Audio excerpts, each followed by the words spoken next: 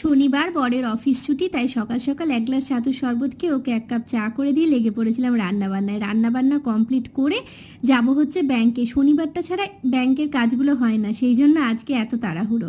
এখন সন্ধেবেলা, প্রচণ্ড গরমে কদিন ভেজা ভাত দিয়ে চালাচ্ছিলাম। আজকের হুকুম লুচি আর পনিরের তরকারি, আজ আর উপেক্ষা করার উপায় নেই। তাই কোমর বেঁধে লেগে পড়েছি। আজকে শনিবার, পনিরে পেঁয়াজ টেঁয়াজ কিছুই দেওয়া যাবে না, তাই ভাবলাম নিরামিষ কিছু রান্না করি।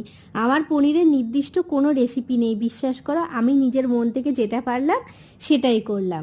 টমেটো আদা লঙ্কা পেস্ট করে নিলাম, অন্যদিকে একটু কাজু ভিজিয়ে রেখে সেটাও পেস্ট করে নিলাম। পনিরগুলো ভেজে নিলাম, তেলের ওপর জিরে ফোড়ন দিয়ে যে পেস্টটা করেছিলাম সেটা দিয়ে দিলাম। তারপর হলুদ গুঁড়ো, লঙ্কার গুঁড়ো, গরম মশলা গুঁড়ো দিয়ে ভালো করে কষিয়ে নিয়ে একটুখানি পোস্ত বাটা আর কাজু বাটা আর নুন দিয়ে কষিয়ে নিলাম। তারপর ভেজে রাখা পনিরগুলো দিয়ে একটুখানি কষিয়ে নিয়ে একটু গরম জল দিয়ে লঙ্কা দিয়ে ব্যাস রেডি। এত ভালো খাবার পেয়েও মুখটা কেমন বাংলার পাঁচ দেখো।